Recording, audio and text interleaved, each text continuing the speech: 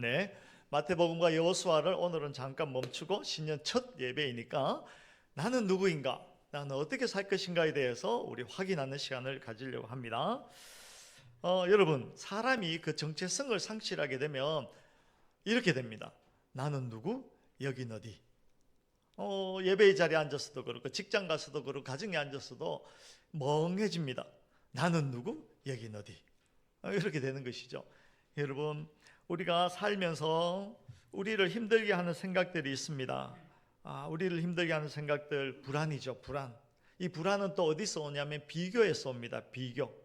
다른 사람과 비교하게 되고 옆집과 또 누군가와 비교하게 됩니다. 그 비교하게 되면 이런 생각이 들죠. 나는 왜 이것밖에 안 될까? 저 사람은 저렇게 앞서갔는데 나는 왜 제자리 그럼일까? 세상은요, 끊임없이 우리에게 번호표를 매줍니다. 몇 등, 몇 등. 우리가 그 번호표를 달고 다니는 사람이 있어요. 만약에 달고 다닌다면 얼마나 참 요지경일까 모르겠어요. 집이 몇 평인지 여기 왼쪽 가슴에 달고 몇 평, 몇 평은 이쪽에 앉고 몇 평은 이쪽에 뭐 학벌, 초등학교, 중학교, 고등학교, 대학교, 대학원, 요즘 뭐 그런 거 쭉 붙이고 다니고, 그것도 뭐 대학 중에서도 등급을 매기고, 인터넷에 보면요 대학도 등급을 매겨가지고,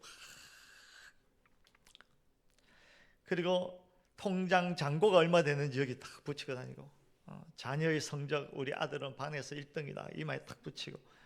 그게 세상이 주는 번호표입니다. 세상은 끊임없이 우리를 줄 세우고 번호표를 줍니다. 세상은요 그 숫자들을 통해서 이것이 너의 가치야 이렇게 소리칩니다. 이거 얼마짜리야, 얼마짜리야, 얼마짜리야. 그래서 숫자가 작아지면 존재 자체가 작아지는 것처럼 쭈그러듭니다. 숫자가 흔들리기 시작하면 우리 전체가, 인생 전체가 뿌리째 흔들리는 그런 경험을 하게 됩니다. 여러분, 과연 그런가요? 우리가 그런 존재입니까? 세상에 걸어주는 그 번호표, 매겨주는 그 번호표 가지고 나는 이런 사람이야 라고 살 그런 존재입니까? 아닙니다. 우리는요 잘못하면 이렇게 될 수가 있어요. 옛날에 병아리들이 있는 곳에 그냥 독수리 새끼가만 들어가서 병아리들하고 계속 살았답니다. 살면서 그 닭장 안에서 병아리들하고 자라면서 독수리는 날개는 있었지만 날아다닐 일이 없어요. 그래서 땅바닥에 떨어지는 벌레만 쫓고 모이만 쫓고 쫓으면서 그렇게 살았어요. 그런데 어느 날 하늘을 쳐다봤는데 큰 독수리가 큰 날개를 펴고 쫙 하늘을 나는 걸 봤어요. 그러면서 하는 말이, 이야 멋지다, 나도 저렇게 한번 날아봤으면 나는 왜 이렇게 날지 못할까 하면서 한숨을 푹 쉬었더랍니다. 무슨 이야기입니까? 자기도 독수리라는 그 사실, 정체성, 나는 누구인가에 대해서 정체성을 상실하게 되면 여러분 이상한 일이 벌어집니다. 비극은 닭장에 산다는 것이 아니라 비극은 내가 누구인지에 대한 정체성을 망각한 것이 비극입니다. 나는 누구인가? 오늘 우리 그리스도인들의 비극이 이것이 아닌가라는 생각을 하게 됩니다. 여러분, 우리는 하나님의 자녀다. 우리는 하나님 나라의 백성이다. 이런 이야기를 수도 없이 들었지만, 그러나 나는 아닌 것 같아. 나는 왜 이래? 이런 생각을 하지 않습니까? 그저 세상에 던져주는 작은 모이나 쫓고 있는 불쌍한 독수리 같은 그런 크리스찬이 아닌가, 이 생각해 볼 일입니다. 여러분, 하나님 나라 백성이 무엇인지 가만히 생각해 보면 그 하나님께서 통치하는 그 나라의 백성으로 우리를 불러주셨다는 것, 그 영광과 승리가 얼마나 큰지 우리가 망각하고나 있지 않는지 참 생각해 볼 일입니다. 탈북자들이 그런 이야기를 많이 해요. 언제 제일 행복하고 놀랍습니까? 하니까 한국에 넘어와서 주민등록증 받고 여권 받을 때, 그 여권이 있었으면 그 태국으로 베트남으로 도망다니면서, 중국에 도망다니면서 그 눈치 보면서 잡혀갈까 두렵지 않았을 것인데, 그 여권 하나가 없어가지고 그렇게 두려운 시간을 많이 보냈는데, 그 여권을 딱 받는 순간 이게 대한민국 국민이다라는 것이 확인되면 그렇게 행복하답니다. 여러분, 하나님 나라 백성에 대한 정체성, 여러분 주민등록증에 대한민국 그 위에 하나님 나라, 천국 백성 이렇게 적어 다니면 좋겠어요. 오늘 댁에 가셔가지고 한번 적어봐요. 오늘 본문에서는요, 사도 베드로가 고난과 핍박 속에 흩어져 살던 초대교회 성도들, 그리고 특별히 오늘을 사는 우리에게 다시금 우리의 진짜 우리의 이름의 영광이 무엇인지를 강력하게 웅변하고 있습니다. 여러분 잘 생각하시기 바랍니다. 나는 누구인가? 나는 어떤 존재인가? 그 성경을 보면 네 가지로 이야기하고 있습니다. 네 가지. 9절에 있죠. 9절. 우리가 어떤 존재인지 정말 영광스러운 이름이라는 것을 9절에 네 가지로 이야기하고 있습니다. 먼저 보시면 택하신 족속이다. 택하신 족속이다. 이 말씀이 구약 신명기 7장 6절에도 있습니다. 이렇게 나와요. 너는 여호와 내 하나님의 성민이라. 내 하나님 여호와께서 지상 만민 중에서 너를 자기 기업의 백성으로 택하셨나니. 너를 자기 기업의 백성으로, 하나님 나라의 백성으로, 하나님의 백성으로 저와 여러분들을 불러주셨다는 것입니다. 하나님은요, 수많은 사람들 중에서 여러분들을 딱 지목하여 불러주신 것입니다. 말씀하십니다. 너는 내 것이야. 너는 내 것이야. 이 하나님께서 때로는 이런 생각을 해봐요. 왜 나를 부르셨을까? 왜 저 사람을 불렀을까? 전혀 지지리도 보잘것도 없고, 알고 보면 가진 것도 없고, 뭐 아는 것도 없고, 별로인 것 같은데 왜 저 사람을 불렀을까? 왜 나를 불렀을까? 내가 하는 것이라고는 죄질 생각만 하고 비관적이고 우울하고 아무것도 할 수 없는 나 같은 자를 왜 불러주셨을까? 그걸 우리가 알 방법이 없어요. 중요한 것은, 확실한 것은 하나님께서는 나의 그런 조건 때문에 부르신 게 아니고 그저 하나님의 은혜로 우리를 지명하여 불러주셨다는 것입니다. 그 사실이 중요해요. 그 사실이. 그러므로 이 정체성을 가지게 되면요, 세상이 우리를 거절해도 상처받지 않아요. 어디 가서 우리가 살면서 상처받을 만한 일이 있잖아요. 그러나 세상이 우리를 거절해도 그런 정체성을 가지고 있으면 상처를 안 받아요. 내가 왜? 나는 이런 사람이야. 나는 하나님의 백성이야. 그러므로 여러분 이렇게 해야 됩니다. 나는 누구인가를 묻지 마시고 나는 누구에게 속했는가를 확인하시기 바랍니다. 나는 누구에게 속했는가? 대한민국 여권 그 정도가 아니잖아요.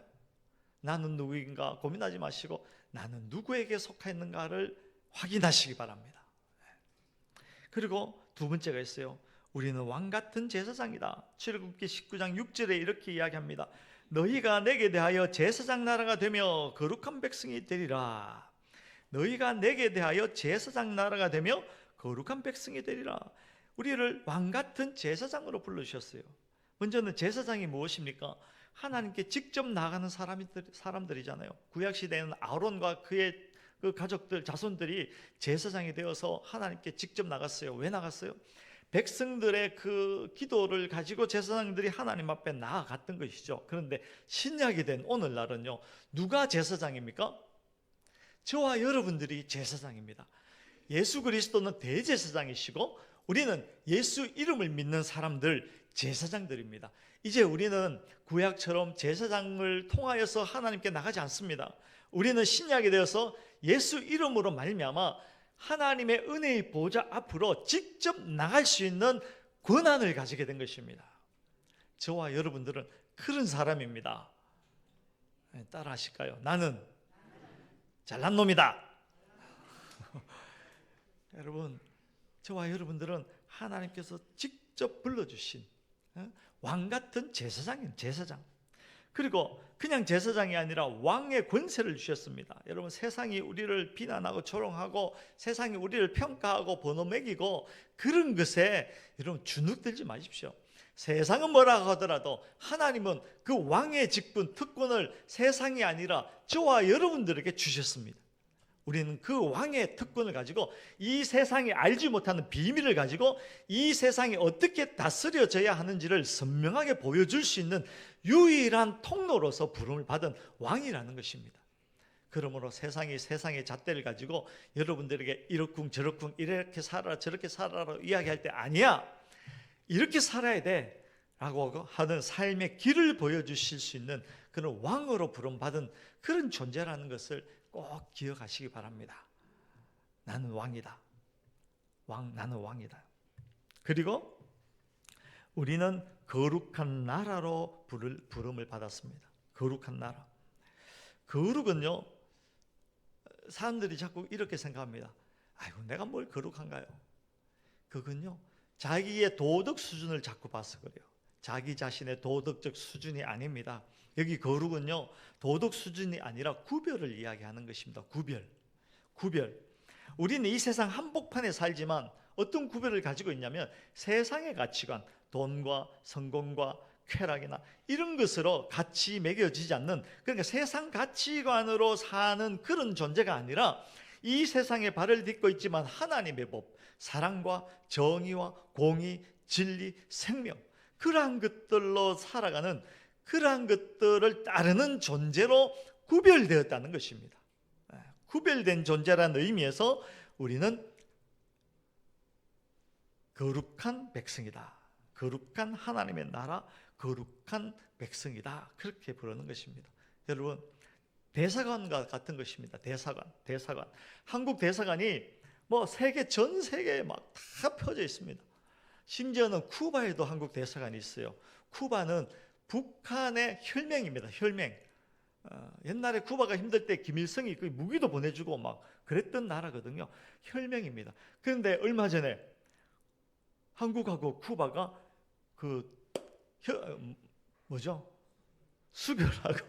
수교를 맺고 쿠바에 대사관이 생겼어요.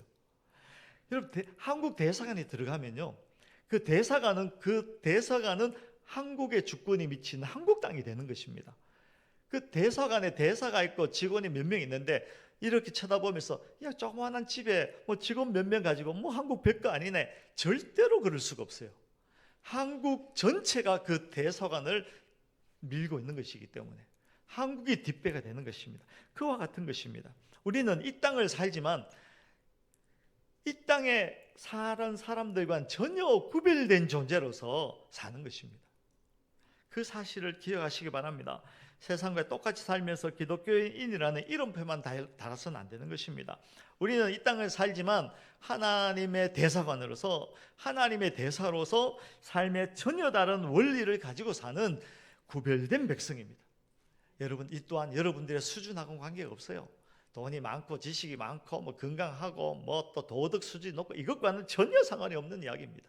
그저 하나님께서 우리를 지명하여 부르셔서 하나님의 거룩한 백성 삼으시고 우리를 구별하셨다는 것입니다.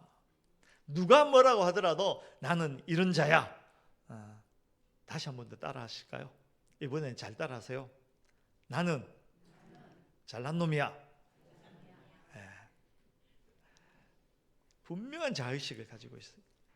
그리고 우리는 그의 소유된 백성입니다. 이사야 43장 1절에 멋진 말씀이 나오죠. 야곱아, 너를 창조하신 여호와께서 지금 말씀하시느니라. 이스라엘아, 너를 지으신 이가 말씀하시느니라. 너는 두려워하지 말라. 내가 너를 구속하였고 내가 너를 지명하여 불렀나니 너는 내 것이라. 너는 내 것이라. 여기에서 소유, 너는 내 것이다 라는 말은 헬라의 의미는 특별한 보물이라는 것입니다. 여러분, 집에 가시면 숟가락도 있고 젓가락도 있고 또 뭐가 있어요? 금송아지 있잖아요. 이만한 금송아지 없어요? 다이아 있어요? 다이아? 근데 그 다이아와 금송아지를 수저통에 넣어 두시나요? 아니잖아요. 그와 같은 것입니다. 우리는 하나님의 소유인데 그저 숟가락, 젓가락, 포크가 아니고 다이아몬드라는 것입니다. 다이아몬드, 황금송아지라는 것입니다. 하나님에게 우리는 특별한 존재입니다. 하나님의 소유가 되었다는 것, 하나님께서 우리를 특별히 불러주셔서 특별한 존재로 만들어주셨다는 것입니다.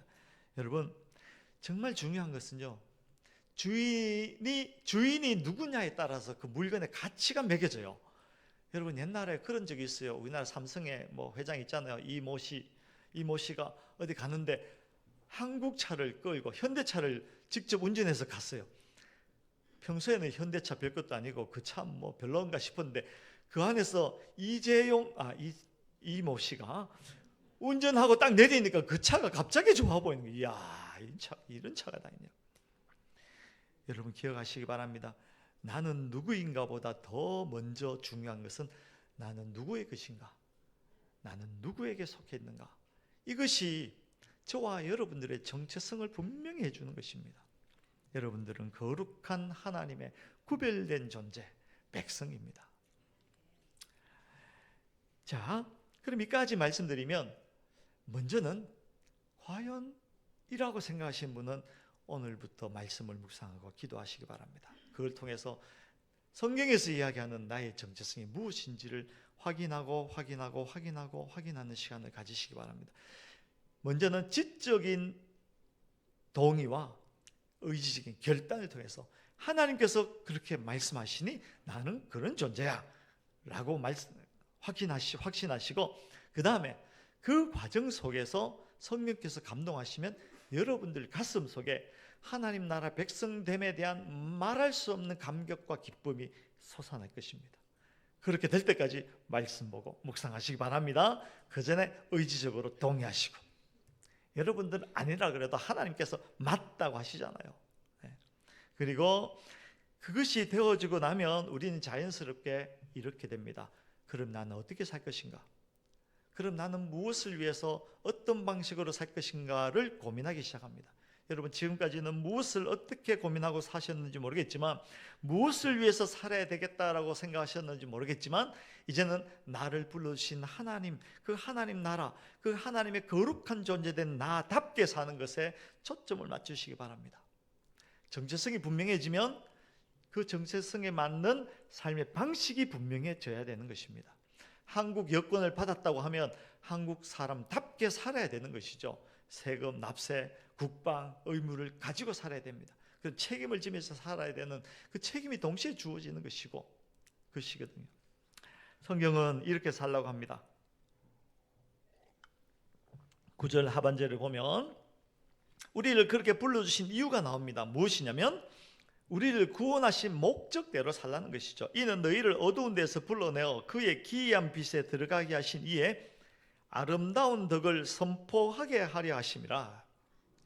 우리를 그렇게 불러주시고 존귀한 자로 만들어주신 이유는 이렇게 행하신 하나님의 아름다운 덕을 선포하게 하기 위함, 아름다운 덕을 선포하게 하기 위함이다 라는 것입니다. 하나님이 우리를 먼저 구원하신 이유는 우리를요, 말하자면 이것입니다. 하나님의 광고판으로 만들어주신 겁니다. 하나님의 광고판. 우리는 이제 그냥 이마에 그냥 하나님께서 하신 일을 쭉 적고 다니는 거예요. 여러분, 길 가다 보면 광고판 있잖아요. 광고판. 예전에는 그냥 큰 판에 그림으로 했는데 요즘은 보니까 그냥 큰 전광판이랑 뭐야, 그냥 그 화면을 해놓고 거기에 막 휘황찬란하게 막 움직이잖아요. 그런 생각이 들더라고요. 여기 압구정에 가면 있나? 어디에 가면 많아요? 제가 잘 안 다녀봐서. 하여튼 거기 가서 1월 1일 또 성탄절, 부활절 이럴 때는 그냥 우리 교회가 그냥 광고를 그냥 크게 한번 하면 좋겠어요. 그런데 그 광고판이 그런데 하나님께서는 네가 광고판이다 이렇게 말씀하신 거예요. 너가 너의 직분에 너의 정체성에 맞는 삶을 살아갈 때 너는 나의 광고판이다 이렇게 말씀하시는 겁니다. 우리는 하나님의 우리에게 행하신 그 크신 일을 광고하기 위해서 사는 것입니다. 하나님의 무한하신 사랑, 자비, 성실, 긍휼, 하나님의 인내. 저는 생각해 보면 하나님께서 나 같은 죄인을 참아 기다려 주신 게 정말 감사해요. 하나님의 인내. 그것을 광고하는 것입니다. 세상을 향해서 보여주라는 것입니다. 여기 보면 선포하게 한다는 것이잖아요. 선포는요, 설명하고 설득이 아니고 듣든지 아니 듣든지 그냥 팍 던지는 겁니다. 선포하게 하는 것입니다.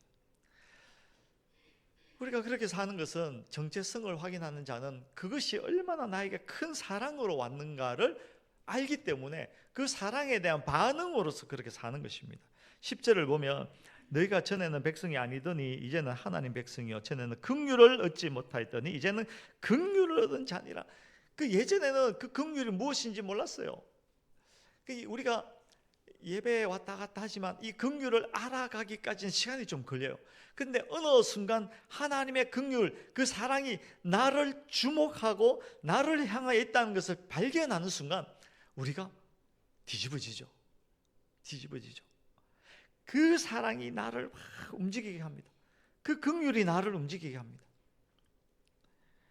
긍휼을 알지 못하여 죄로 죽었던 나가 긍휼을 때문에 살아나게 되고, 그 긍휼 때문에 우리가 그 하나님을 잘 전하려고 노력하게 되는 것입니다. 여러분, 그런 말 있잖아요. 사랑하면 어떻게 해요? 닮고 싶어지죠. 사랑하면 닮아집니다. 사랑하면 무엇을 얻어내기 위해서 뭘 행하는 것이 아니라 사랑이 너무 커서 그 사랑에 반응하는 것입니다. 그 기쁨의 항복이라는 것이죠. 하나님 항복이 나쁜 게 아닙니다. 이런 경우는 그 사랑에 너무 좋아서 하나님, 난 항복입니다. 그 사랑, 하나님을 닮으며 살기를 원합니다. 그렇게 되는 것이거든요. 말이 나왔으니까 찬양할 때 왜 손드는지 아세요? 항복이라, 항복. 하나님, 나는 죄인입니다. 오직 하나님의 영광 홀로 받으시옵소서. 이런 의미가 그게 담겨 있는 것입니다. 그래서 유대인들은 기도할 때 이렇게 손들고 기도했잖아요. 그게 이제 하나님 안테나가 아니고 항복이라는 의미가 그게 담겨 있는 겁니다. 그리고 정체성을 따라 사는 길이 나를 지키는 길입니다. 나를 더 빛나게 하고 나를 지켜주는 그런 길입니다. 물고기가 아름다울 때는요, 물속에 있을 때입니다. 물고기가 자유로울 때는 물속에 있을 때죠. 하나님 나라 백성은 하나님의 법 안에서 살 때, 그 법을 따라 살 때 가장 안전한 것입니다. 내 상식대로, 내 방식대로 그냥 속이고 미워하고 경쟁하고 내가 이겨 누르고 쟁취하고 하는 세상의 법을 따라 살 때 그 끝은 불안입니다. 그러나 성도된 우리는 하나님의 법을 따라 살 때 진짜 자유를 누리게 되는 것입니다. 그 법은 우리를 옥죄는 규칙이 아니고 우리를 자유케 하는 울타리가 되어집니다. 우리를 안전하게 하는 울타리가 되어준다는 것이죠. 여러분, 성경의 예를 하나만 말씀드리고 오늘 설교를 마치려고 합니다. 성경에 찾아보니 누가 있냐면 다니엘이 그랬어요. 다니엘이 유대에서도 아주 유능한 청년이었습니다. 그런데 바벨론에게 그만 유대가 멸망하게 됩니다. 그때 다니엘이 바벨론의 포로로 끌려가게 됩니다. 포로로 끌고 간 이유가 무엇이냐면요, 그 유능한 청년을 다시 재교육시켜서 바벨론의 사람으로, 바벨론의 자식으로, 바벨론의 종으로 만들려고 끌고 갔던 것입니다. 그래서 가자마자 이름도 바벨론식으로 바꿔버립니다. 그 이름을 못 쓰게 돼요. 그리고 바벨론의 학문과 종교, 언어 이런 것들을 강제로 배우게 합니다. 그리고 그 중에서 탁월하니까 왕궁에 데려다 놓고 좋은 음식을 먹여서 아예 생긴 것도 어떤 형태도 바벨론 사람으로 만들려고 시도를 합니다. 그때 다니엘이 이렇게 이야기하죠. 다니엘서 1장 8절을 보면 뜻을 정하여 왕의 음식과 그의 마시는 포도주로 자기를 더럽히지 아니하리라. 뜻을 정하여 왕의 음식과 그의 마시는 포도주로, 왕의 음식으로 자기를 더럽히지 아니하리라. 이건요, 단지 음식에 대한 이야기가 아닙니다. 음식에 대한 이야기가 아니고 내 주인은 바벨론 제국, 바벨론의 왕이 아니라 누구다? 하나님이다 라는 것을 선포하는 정체성의 결단입니다. 나는 누구인가? 다니엘은 자신이 어디에 소속되어 있는지 잊지 않았습니다. 비록 몸은 바벨론 제국의 포로로 끌려왔지만 그는 어디에 있든지 하나님 나라의 하나님 백성이라는 것을 잊지 않았어요. 그것을 분명히 했던 것입니다. 그리고 그는 계속해서 왕같은 제사장의 직분을 행합니다. 무슨 이야기냐면 그 바벨론의 왕 느부갓네살이 꿈을 꿨어요. 꿈을 꿨는데 너무너무 희귀하고 이걸 도대체 어떻게 해야 될지 몰라서 불안해하고 있을 때 다니엘이 호출됩니다. 다니엘이 가서는 꿈을 해석해 줍니다. 그러면서 단지 꿈 해석하는 사람이 아니라 그 꿈을 통해서 하나님의 말씀을 선포하고 하나님 앞에서 이 왕이 회개할 것을 촉구합니다. 무엇입니까? 너희가 사는 방식은 바벨론 제국의 법이 아니라 하나님의 법이라는 것을 선포하는 왕으로서의 권세를 행하는 것입니다. 그리고 다니엘은요, 하루 3번씩 예루살렘을 향한 창문을 열고 예창삼공을 했어요. 예창삼공. 무슨 말인지 아시겠죠? 예창삼공 하시면 됩니다. 예창삼공. 다니엘은 예루살렘을 향한 창을 열고, 거기 성전 방향이잖아요. 창을 열고 3번 기도합니다. 기도하는데 무슨 기도를 했을까요? 제사장같이 기도합니다. 하나님, 이 무너진 나라 우리 백성들 하나님 구속하여 주시고 다시 회복시켜 주시고, 이 바벨론이 지금 지멋대로 떠들고 있는데 하나님 이들에게 하나님을 보여주시옵소서. 이렇게 제사장 같은 그런 역할을 하는 것입니다. 예창3공, 우리도 그래요. 이 허물어져 버린 세상을 그냥 두고 보지 않고 그 예창3공 한동안에 제사장의 심정을 가지고 같이 기도하는 것입니다. 그리고 그런 다니엘을 하나님께서 어떻게 하셨어요? 보호하십니다. 먼저는 탁월한 지혜를 주셔서 보호합니다. 그 술사들이 아무것도 몰라요. 해석할 줄 몰라요. 그때 하나님께서 다니엘에게 10배나 더한 지식을 주십니다. 그래서 다니엘을 보호하죠. 이 사람 특별한 사람이니까 건들지 마. 그리고 직접적으로 보호하십니다. 다니엘이 예창3공 하다가 그만 사자굴에 던져지잖아요. 던져졌는데 거기서 어떻게 됐어요? 밤새도록 사자밥이 됐나요? 아니죠. 사자가 다니엘의 베개가 됐어요. 베개가. 하나님께서 천사를 보내서 사자의 입을 닫아주시고 다니엘을 따뜻하게 보호해 주셨습니다. 그리고 결정적으로 다니엘서 6장 26절을 보면 그 왕이 이렇게 고백합니다. 그는 살아계시는 하나님이시여 영원히 변하지 않으실 이시며 그의 나라는 멸망하지 아니할 것이요. 여러분, 이런 말씀 읽으면 가슴이 웅장해져야 돼요. 바벨론 제국의 왕이, 자기가 신이 되겠다고 했던 그 왕이 이렇게 고백하는 것입니다. 하나님이야말로 진정 살아계시는 하나님이시고 영원히 변치 않고 그 하나님의 나라는 멸망하지 아니할 것입니다 라는 고백을 하는 것이죠. 이 고백을 어떻게 하게 되었습니까? 하나님의 광고판인 다니엘을 보고는 그 정체성을 따라서 살아내는 다니엘을 보고 이 제국이 흔들린 것입니다.